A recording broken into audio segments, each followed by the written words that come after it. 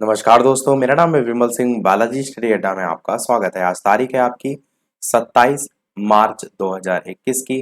कल यानी कि 26 मार्च 2021 को उत्तर प्रदेश अधीनस्थ सेवा चयन आयोग की तरफ से एक बेहद ही महत्वपूर्ण नोटिफिकेशन जो है वो जारी किया गया था लखनऊ से। क्या है इसके अंतर्गत खास बात? तो ये जो है एक बारगी पंजीकरण यानी कि वन टाइम रजिस्ट्रेशन, जिसको हम ओटीआर के नाम से जो है वो जानते हैं, उसको लेकर इसमें सारी बातें बताई गई थी।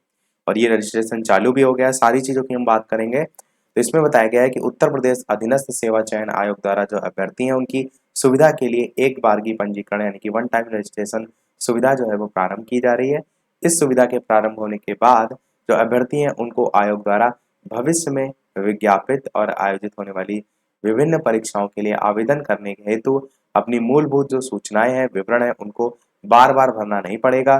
जैसे शैक्षिक योग्यता हो गया, अर्हता हो गया, उनको बार बार अपलोड करने की आवश्यकता नहीं होगी। एक बार आप पंजीकरण कर लेंगे तो उसके बाद अन्य जितने भी फॉर्म आएंगे, विज्ञप्ति आएंगे, तो उनमें वो ऑटोमेटिक जो है वो सारी चीजें फिल हो जाएंगी। उसी के बारे में बताया गया है कि आयोग द्वारा भविष्य में जो विज्ञापित पद हैं उनके लिए आयोजित की जाने वाली किसी भी प्रारंभिक अथवा मुख्य प्रतियोगितात्मक परीक्षा में प्रतिभाग करने और उसके लिए आवेदन करने के लिए सर्वप्रथम एक बार की पंजीकरण किया जाना अनिवार्य होगा। यहाँ पर अनिवार्यता की भी बात की गई है, यानी कि ऑप्शनल नहीं होगा। साथ ही साथ ये पूरी तरीके से निःशुल्क है, इसकी कोई भी फीस नहीं है। एक बार की जो पंजीकरण है वो हो जाने के बाद उपरांत प्रारंभिक अर्हता परीक्षा, जिसे हम पेट के नाम से जानते हैं, पीईटी, वो सहित आयोग की किसी भी प्रारंभिक अथवा मुख्य परीक्षा के लिए आवेदन करने के लिए अभ्यर्थी को पुनः अपना विवरण भरने की आवश्यकता नहीं होगी। तो न केवल पेट के लिए बल्कि सभी एग्जाम को लेकर इसमें जो है वो बात की गई है। किसी भी परीक्षा हेतु आवेदन करने के लिए आवेदक को मात्र आयोग की वेबसाइट पर परीक्षा का चयन करते हुए परीक्षा हेतु निर्धारित फीस को ही जमा करना होगा और अभ्यर्थी का जो अन्य समस्त विवरण है उसके द्वारा जो एक बार सिंगल रजिस्ट्रेशन कराया जाएगा ना, उसके विवरण के आधार पर स्वतः ही उसमें शो करने लगेगा। जिन अभ्यर्थियों द्वारा पहले आयोग की किसी परीक्षा 2015 के बाद में आवेदन किया गया है, तो उनके द्वारा तत्समय दिए गए रजिस्ट्रेशन नंबर के आधार पर भी जो पंजीकरण की प्रक्रिया है उसको पूरी किया जा सकता है या अपडेट भी किया जा सकता है। अगर ऑलरेडी इससे पहले आप यूपी ट्रिपल एस सी का कोई एग्जाम जो है वो दे चुके हैं, तो आप जो इससे पहले रजिस्ट्रेशन नंबर मिला है उसके थ्रू भी जो है यहाँ पर कंप्लीट कर सकते हैं। ऐसे भी आगे लिखा गया कि ऐसे अभ्यर्थी द्वारा पूर्व में दी गई सूचनाएं और विवरण पंजीकरण फॉर्म में स्वप्रदर्शित हो जाएंगे और उक्त विवरण पुनः भरे जाने की आवश्यकता नहीं होगी। अभ्यर्थी द्वारा आयोग की वेबसाइट पर दिए गए ई फॉर्म के माध्यम से नए सिरे से भी अपना पूर्ण विवरण भरते हुए एक बार की जो पंजीकरण है वो कराया जा सकता है, अगर आपको वो सारी चीजें नहीं याद है तो। साथ ही साथ लास्ट पॉइंट में लिखा है कि अभ्यर्थी को अपनी शैक्षिक योग्यता और अर्हता संबंधी जो अभिलेख हैं वो एक बार की पंजीकरण के समय अपलोड करने होंगे। एक बार अभिलेख को अपलोड कर दिए जाने और उनका विवरण पंजीकरण फॉर्म में भर दिए जाने के बाद उन अभिलेख हैं उनको बार बार अपलोड किए जाने की आवश्यकता नहीं होगी।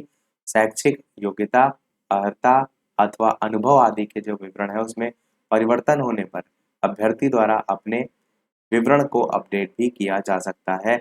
उनसे संबंधित नए अभिलेख को भी अपलोड किया जा सकता है।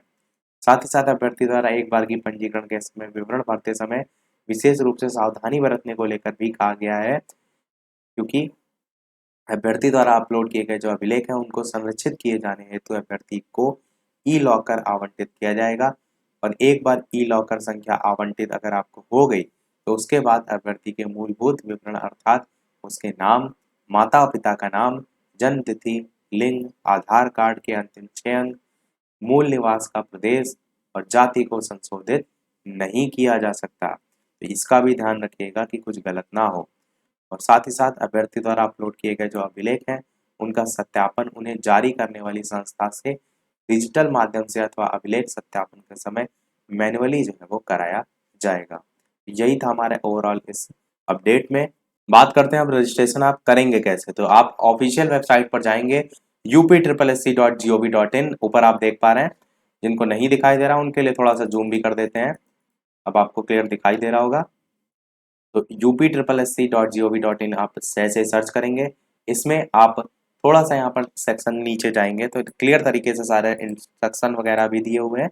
और यहाँ पर अगर आप देखिए तो लिखा गया है UP triple S C one time registration OTR model में पंजीकरण लॉगिन करने हेतु यहाँ पर जो है वो क्लिक करें। देखिए ये सारी चीज़ें लिखी हुई हैं, हिंदी में लिखी हुई हैं, बस आप इस पर क्लिक करेंगे। क्लिक करने के बाद इस टाइप से आपका पेज जो है वो खुल जाएगा, जहाँ पर दो चीज़ें देखिए यहाँ पर लिखी हुई हैं, एक आपका साइन अप लिखा हुआ है और एक आपका लॉगिन लिखा हुआ है। साइन अप और लॉगिन दो ऑप्शन दे रखे हैं। अब साइन अप उनके लिए है जिनको एकदम पहली बार रजिस्ट्रेशन करना है, एकदम फ्रेश रजिस्ट्रेशन करना है, तो यहाँ पर उनको देखिए ईमेल आईडी, मोबाइल नंबर, आधार कार्ड जो है उसके लास्ट के 6 डिजिट नंबर, पहला नाम, middle name, last name, gender, date of birth, यही सारी चीज़ें फिल करनी जो बेसिक चीज़ें होती हैं, फादर नेम, मदर नेम, और लास्ट में यहाँ पर रजिस्टर कर लेना है। लॉगिन उनके लिए है जो इससे पहले फॉर्म भर चुके हैं यूपी ट्रिपल एस सी के कोई ना कोई 2015 के बाद के, तो उनके लिए यहाँ पर है दो option, through OTP code, through password, जिसमें आप login ID, mobile number, email ID, Aadhaar number, e locker, ये सारे ऑप्शन दे रखे हैं। यहाँ से लॉगिन करके भी अपना कंप्लीट कर सकते हैं। ऐसा नहीं है कि यहाँ से आप डायरेक्ट कर लेंगे, क्योंकि और भी डिटेल उसमें आपको ऐड करनी पड़ेंगी। जब ये आप रजिस्ट्रेशन कर लेंगे उसके बाद यानी कि जब क्लिक करेंगे सबमिट के लिए, तो इस टाइप से एक मैसेज स्क्रीन पर शो करेगा, your detail are submitted successfully under OTR process, और फिर आपको लॉगिन करने के लिए दिखाएगा। ध्यान आपको ये देना है कि जब आप लॉगिन करेंगे तो फर्स्ट टाइम लॉगिन आपको अपना मोबाइल या ईमेल और आधार कार्ड के लास्ट 6 डिजिट के नंबर के अकॉर्डिंग करना है। जैसे आप ऊपर देख भी पा रहे हैं, लॉगिन आईडी में देखिए मोबाइल नंबर पड़ा हुआ है, तो ये इसके थ्रू करना है। जब आप इस पर क्लिक करेंगे तो नीचे आपका लिख के आएगा कि your OTP has been send to your mobile number, नीचे देखिए लिखा हुआ है।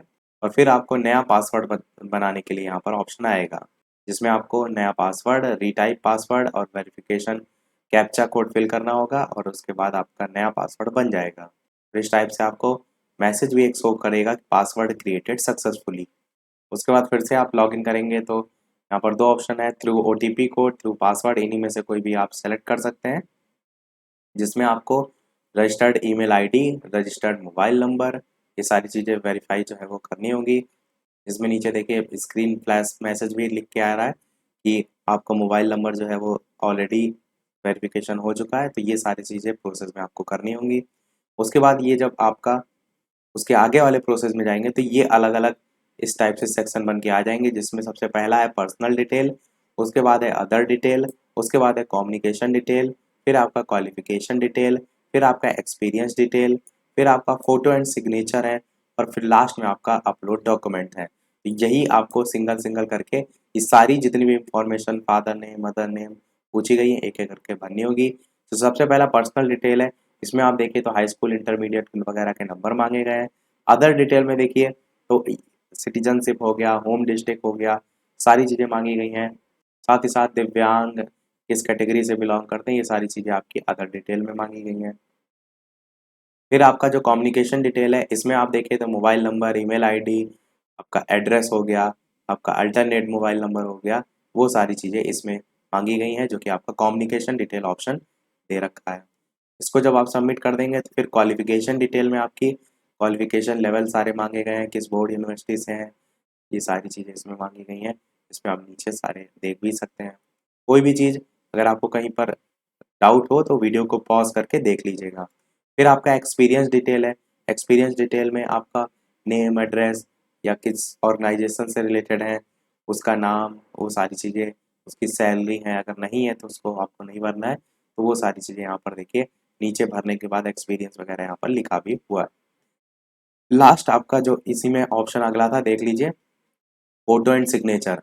तो फोटो एंड सिग्नेचर पर जा करके आप क्या करेंगे, फोटो और सिग्नेचर इस टाइप से अपलोड करेंगे।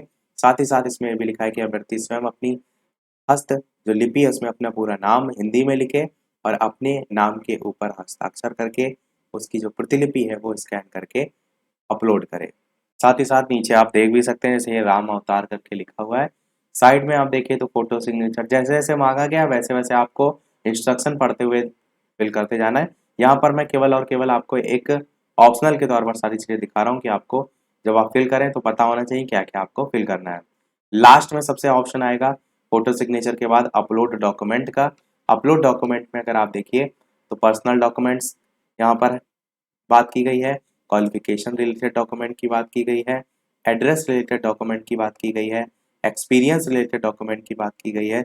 ये सभी आपको अपलोड करने होंगे, जैसे कि यहाँ पर आप देख भी पा रहे हैं पीडीएफ फॉर्मेट में देखिए अपलोड किए गए हैं। तो आपका सब कुछ मान लीजिए इस पर अपलोड हो जाएगा, तो फिर आपको आगे कोई भी फॉर्म भरेंगे तो डायरेक्ट इसी के थ्रू ही सारी जो इंफॉर्मेशन होगी वो सबमिट हो जाएगी। कोई भी चीज़ आपको जो है वो भरने में दिक्कत नहीं आएगी। लास्ट में आपकी इस प्रकार से ओटीआर स्लिप आ जाएगी, आपका क्यूआर कोड इधर जनरेट हो जाएगा और जो भी आपने भरा है वो यहाँ पर दिखा देगा। और ये जो नंबर देख पा रहे हैं ये आपका ई लॉकर जो आईडी है, जनरेट आईडी, वो हो जाएगी। जो नीचे देखिए लिखा है ई लॉकर जनरेट आईडी, यही सबसे मेन रोल अदा करेगी आगे के जो फॉर्म भरेंगे उसमें। यही था हमारे इस ओवरऑल अपडेट में। सभी जो भी फॉर्म आगे पेट का एग्ज़ाम भरना चाहते हैं या यूपी ट्रिपल एससी से रिलेटेड कोई भी फॉर्म भरना चाहते हैं, चाहे वो आपका वीडियो हो गया यानी विलेज डेवलपमेंट ऑफिसर हो गया, जूनियर असिस्टेंट हो गया, पेट का एग्ज़ाम होगा वो हो गया, तो सब एग्ज़ाम सारे जो हैं वो इसी के थ्रू होंगे। तो सभी लोग जो भी पेपर देंगे रजिस्ट्रेशन आप अपना कर लीजिएगा स्वयं से या करा लीजिएगा। प्रोसेस मैंने पूरा आपको बता दिया। वीडियो को और लोगों के साथ शेयर अवश्य कर दीजिएगा। मेन उद्देश्य है सभी तक जानकारी पहुंचना, सभी को सूचना अवश्य जो है वो मिल जाए। साथ ही साथ वीडियो अगर आपको पसंद आया हो तो वीडियो को लाइक अवश्य करके जाइएगा, ताकि मुझे मोटिवेशन मिलता रहे। इसी प्रकार सारी जानकारी मैं आपको सबसे पहले प्रोवाइड कराता रहूँ। चैनल पर नए हो तो सब्सक्राइब करके भी अवश्य जुड़ जाइएगा। साथ ही साथ टेलीग्राम चैनल से नहीं जुड़े हो तो लिंक आपको डिस्क्रिप्शन में मिल जाएगी, सर्च करके भी जुड़ सकते हैं। मिलते हैं चलिए अगले वीडियो में नए टॉपिक के साथ। तब तक के लिए नमस्कार। Thank you for watching.